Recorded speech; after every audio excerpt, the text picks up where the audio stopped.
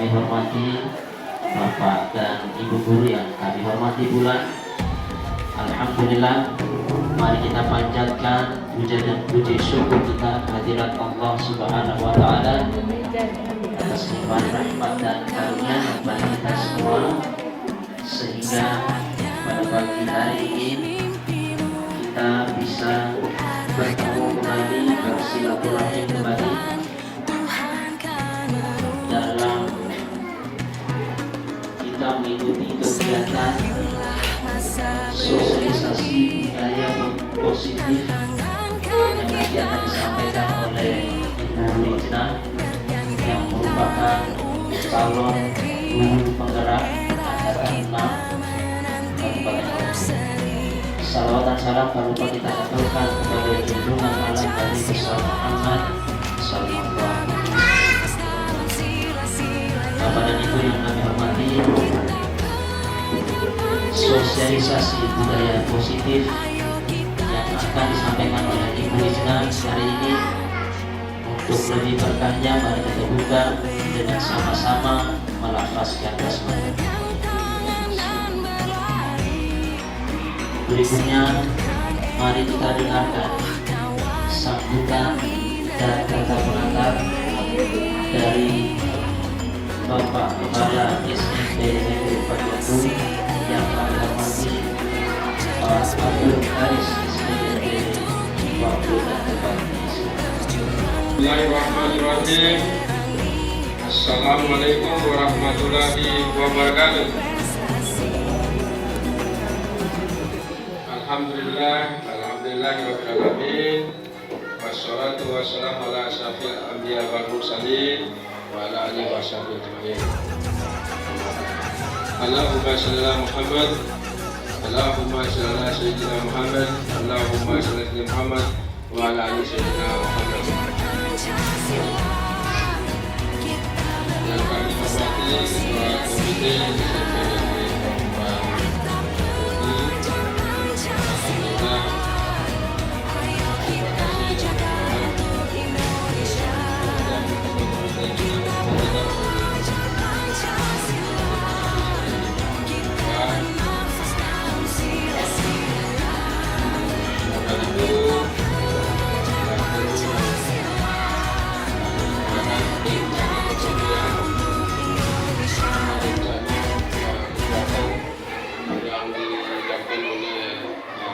orang calon guru penggerak, yaitu Ibu Rizna dan Ibu Rizna. Hari ini Ibu Rizna akan menyampaikan melakukan penjelasan sosialisasi terhadap Bapak Ibu, terhadap kita semua, budaya positif apa yang ditampilkan oleh Ibu Rizna tadi. Insya Allah kita tunggu dan jangan keluar masuk Bapak Ibu, karena ini sangat penting. Budaya positif atau aksi nyata yang dilakukan oleh Ibu Rizna ini akan diupload di LMS Learning Management System yang akan dilihat oleh kementerian dan teman-teman guru penggerak. Begitu harap Bapak Ibu kita sedia menunggunya. Sambil itu setelah kegiatan pembahasan budaya positif ini, kita akan lanjutkan dengan acara yang lain Bapak Ibu, workshop kegiatan penyusunan kurikulum satuan operasional satuan pendidikan di SMP 4 tersebut. Penyusunan kurikulum ini Bapak Ibu bermakan hari-hari. Nanti insya Allah guru-guru yang kompeten yang nanti ada namanya di DU selalu siap untuk membantu kita ini dalam penyusunan kurikulum. Ya, kaitannya dengan budaya positif juga. Karena ini semua rangkaian kegiatan ini merupakan bagian dari kegiatan calon guru penggerak. Calon guru penggerak kita ini ada di sebelah kiri Pak Ketua Komite yang cantik. Ini 2R. Yang di sana 2R. Kegiatan kita ini mungkin 1, 2, 3 hari ke depan Pak Ketua, karena ini berkaitan dengan ada tim penilai dari kabupaten ini yang akan melihat kondisi sekolah kita, perubahan sekolah kita ini. Ada yang berubah atau enggak, tapi siapa dokumen.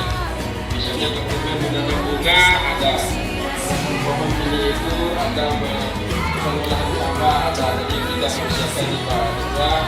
Begitu juga dengan administrasi Bapak Ibu. Administrasi Bapak Ibu harus disiapkan juga. Soalnya kita semua kerjakan. Untuk nanti selengkapnya saya akan beritahu. Jika setelah Ibu Rina atau Ibu Rina ini melakukan penjelasan, mudah-mudahan Ibu Rina 2R di depan ini menyiapkan salah kadarnya untuk kita ini, makan minumnya atau apalah. Ya, Ibu Rina, Ibu Bia ya. Baik, terima kasih. Mohon maaf. Dan nanti sekalian dalam rapat komite akan menyampaikan. Intinya di sini Pak Ketua, ada kegiatan pengibasan aksi nyata, mungkin nanti ada kegiatan positif yang dilakukan oleh Bapak Ibu.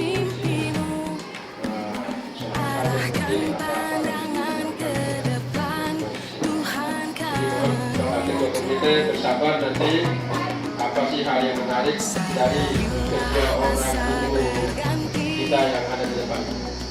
Mudah-mudahan ini sudah tengah jalan, mereka berdua ini sudah sampai masukin modul 2.1 Bapak Ibu. Minggu depan akan masuk modul 2.2 ya. Mohon doanya, semoga Ibu berdua ini menamatkan sampai tanggal 31 Mei nanti 2023. Mudah-mudahan jadi lulus yang terbaik.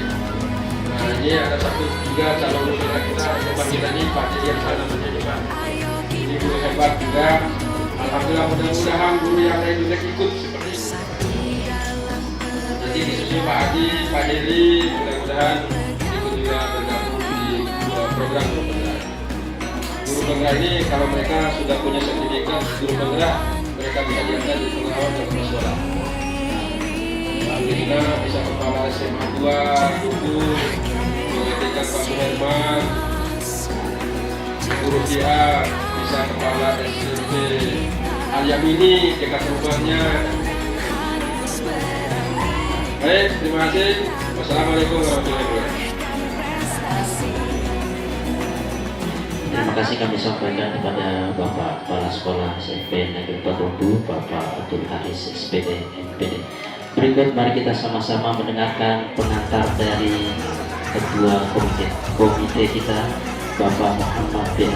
Kepadanya disilakan.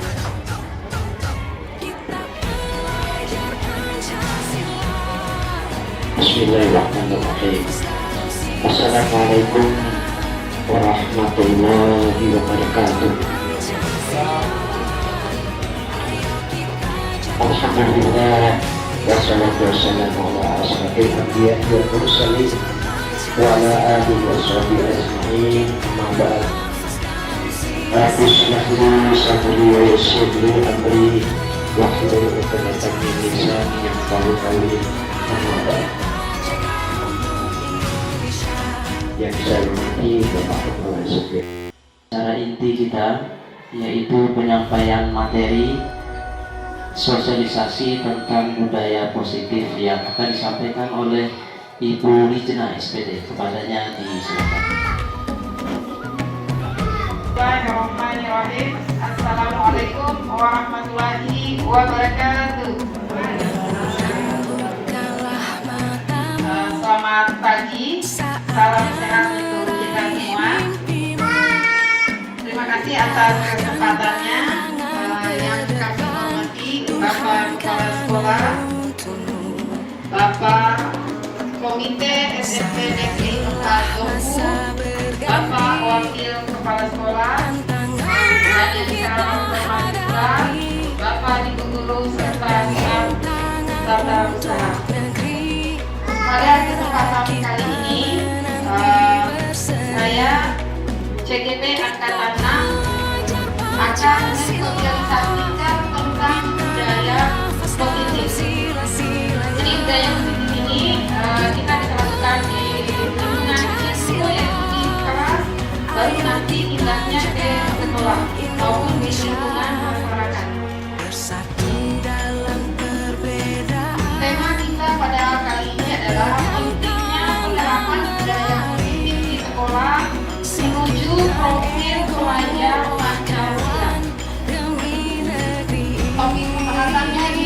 ada 6. Yang pertama itu budaya positif, yang kedua itu makna, keyakinan, dan kesepakatan kelas. Yang ketiga itu 5 budaya sekolah yang dapat membuat anak itu menjadi pribadi yang berkarakter positif. Selanjutnya adalah kebutuhan dasar manusia, 5 posisi kontrol, dan strategi segitiga restitusi. Mungkin di sini terkadang ada beberapa kalimat yang asing buat kita ya, seperti strategi segitiga restitusi. Kami juga seperti itu awalnya.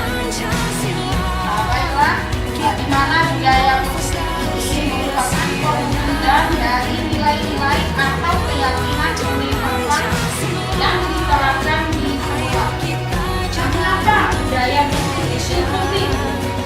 Kita pasti bertanya di mana budaya itu penting, karena pengembangan budaya positif dapat menunjukkan motivasi intrinsik atau motivasi yang ada dalam diri anak untuk menjadi pribadi yang bertanggung jawab, berbudi luhur, serta berakhlak mulia.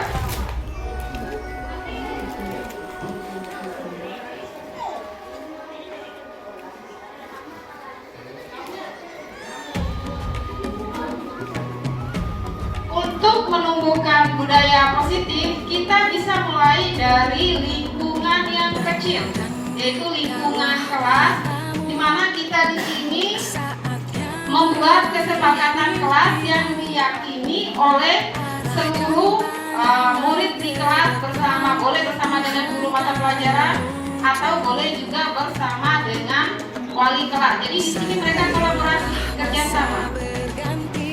Kesepakatan kelas itu adalah sebuah pendekatan yang lebih baik dengan mengedepankan peran aktif murid sebagai subjek pendidikan, sehingga setiap pendapat murid yang dituangkan secara bersama-sama dalam kesepakatan perlu dihargai. Keyakinan kelas itu adalah kesepakatan kelas yang sudah diyakini, jadi bukan dipaksa ya. Jadi diyakini oleh seluruh siswa yang ada di kelas. Dengan adanya keyakinan kelas diharapkan dapat mewujudkan tujuan pendidikan yang berorientasi kepada profil pelajar Pancasila.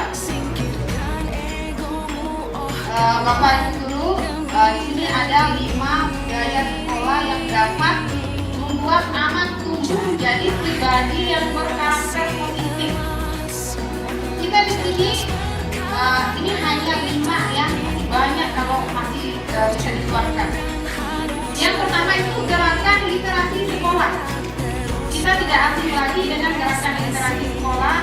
Di sini kita sudah melaksanakannya, di mana setiap hari Jumat setelah imsak kita itu melaksanakan literasi sekolah. Itu di lingkungan sekolah. Yang kedua, kegiatan ekstrakurikuler.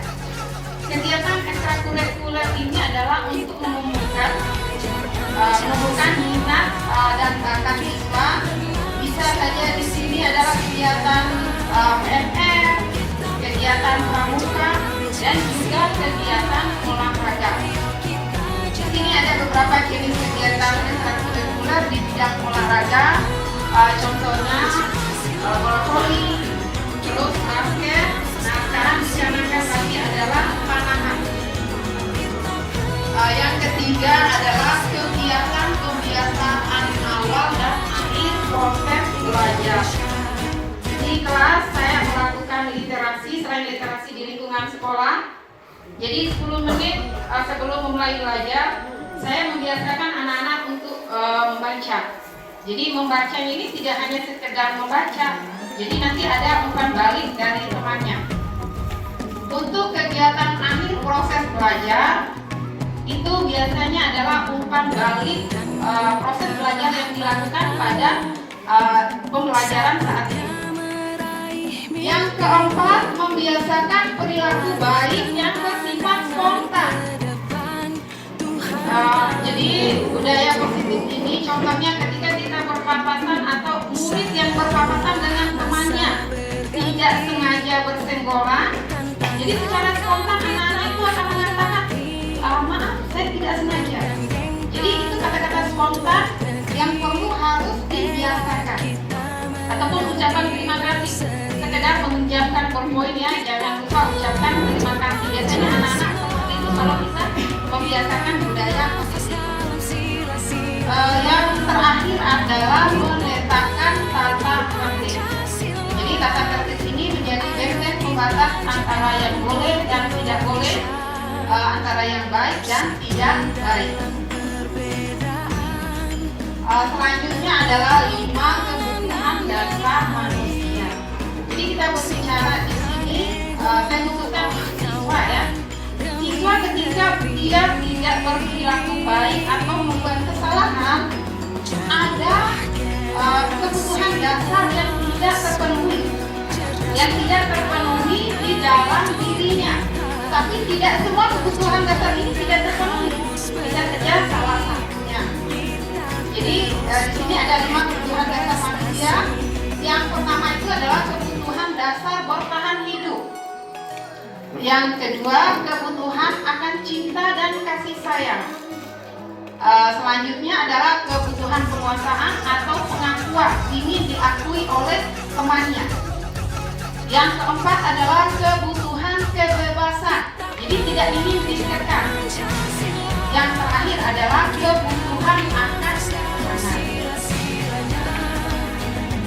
Dalam menerapkan budaya positif, harus menyadari dan memenuhi kebutuhan dasar manusia, khususnya siswa, untuk mewujudkan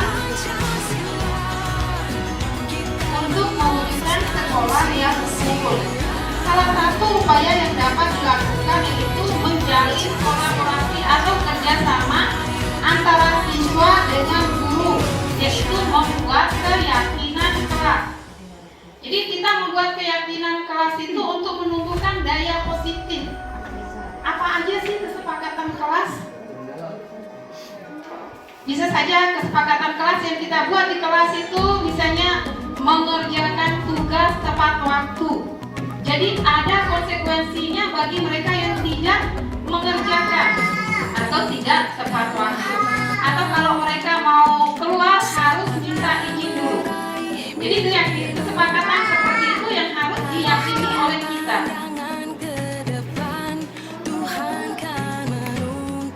Di sini kita sebagai guru ada posisi kontrol. Jadi ketika anak berbuat salah itu bisa saja posisi kontrol kita ini ada di salah satu 5 posisi kontrol. Ada posisi kontrol pendukung, pembuat merasa bersalah, teman, pemantau, dan manajer. Nah, di sini ada sisi positif dan sisi negatif. Untuk posisi kontrol guru sebagai pendukung, biasanya guru itu seringkali berhadapan dengan masalah-masalah yang diperbuat oleh siswa di sekolah. Posisi kontrol guru sebagai pendukung, guru sering melakukan kekerasan fisik dan kekerasan verbal. Kekerasan fisik ini bisa saja kita mencubit, kita anak-anak berbuat salah, atau kekerasan verbalnya itu adalah perkataan yang kasar kita keluarkan untuk siswa. Salah satu kalimat yang bikin siswa sebagai posisi guru pendukung adalah kalimat patuhi aturan saya, awas kalau tidak menurut. Jadi kalimat-kalimat seperti itu akan membuat siswa merasa tidak dihargai. Atau kalimat kamu lagi yang membuat kesalahan. Jadi kata-kata seperti itu sama hanya dengan kata-kata menghakim. Jadi sebisa mungkin kita sebagai guru itu menghilangkan posisi kontrol sebagai pendukung.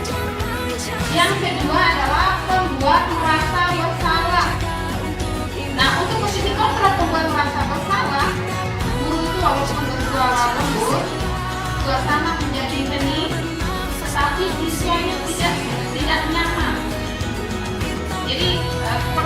didiamkan. Nah, lalu bagaimana perasaan siswa jika kita sebagai posisi guru itu membuat merasa bersalah? Tentu siswa merasa tidak berharga atau mengecewakan orang-orang yang disayanginya. Yang ketiga adalah posisi kontrol guru sebagai teman.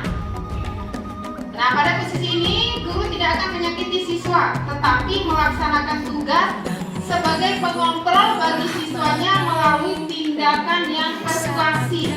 Jadi komunikasi yang meyakinkan. Sebagai contoh, guru mengajak siswanya dengan berkata, "Ayo bantulah nak, ini demi ibu." Namun, perlu diingat, pada posisi ini bisa saja terjadi hubungan negatif dan juga positif antara guru dengan siswanya. Negatifnya itu, bila suatu saat guru tidak membantunya, maka siswa merasa dikecewakan dan tidak mau lagi berusaha. Hubungan positifnya adalah terjadinya hubungan baik antara guru dan murid. Jadi guru itu akan mudah mempengaruhi siswa agar bersikap dan berperilaku sesuai dengan aturan yang ada di sekolah. Yang keempat adalah posisi kontrol guru sebagai pemantau. Guru di sini bertanggung jawab terhadap perilaku siswa yang diawasinya. Jadi posisi guru di sini adalah mencatat bukti dan kejadian yang terjadi terhadap perilaku siswa. Jika terjadi pelanggaran, maka guru tidak perlu melakukan tindakan menguras emosi dengan marah-marah ataupun dengan tindakan yang tidak menyenangkan bagi siswa. Tapi guru hanya menyampaikan kesalahan siswa dan konsekuensi atau sanksi apa yang harus dijalani oleh siswa tersebut. Yang terakhir adalah posisi kontrol sebagai manajer. Kita berharap semua guru itu bisa menjadi posisi kontrol sebagai manajer. Karena di sini posisi kontrol sebagai manajer, kita bisa menjadi teman, kita bisa menjadi pemantau. Dari 5 posisi kontrol guru di atas, maka kita sebagai guru tentunya dapat memposisikan diri dengan baik pada setiap permasalahan yang dihadapi dalam penegakan disiplin ataupun penumbuh karakter terhadap siswa di kelas maupun di lingkungan sekolah. Hendaknya kita sebagai guru berperilaku selaras dengan filosofi pendidikan Ki Hajar Dewantara. Kita hanya mengingat Tuturi Handayani ya. Jadi yang di depan sama yang di tengah itu kita lupa karena bahasanya agak rumit. Nah, filosofi pendidikan Ki Hajar Dewantara ini yang pertama itu adalah Ing Ngarso Sung Tulodo. Jadi di depan itu memberi contoh. Yang kedua adalah Ing Madyo Mangun Karso. Jadi di tengah itu memberi semangat. Yang terakhir adalah Tuturi Handayani. Di belakang kita memberi dorongan. Ini yang terakhir, Bapak Ibu guru hebat. Segitiga restitusi. Kapan kita melakukan segitiga restitusi? Awalnya asing buat saya ya, segitiga restitusi, tapi setelah mempelajari, mendalaminya, oh ternyata segitiga restitusi ini adalah dilakukan ketika anak-anak yang membuat kesalahan atau berbuat tidak baik, kita menggunakan strategi segitiga restitusi untuk memecahkan permasalahan mereka. Jadi proses menciptakan kondisi bagi murid untuk memperbaiki kesalahannya sehingga karakter lebih kuat ketika mereka kembali pada kelompoknya. Ada 3 langkah segitiga restitusi. Yang pertama itu adalah menstabilkan identitas. Yang kedua adalah validasi tindakan yang salah. Yang terakhir adalah menanyakan keyakinan yang sudah disepakati. Untuk langkah pertama, menstabilkan identitas.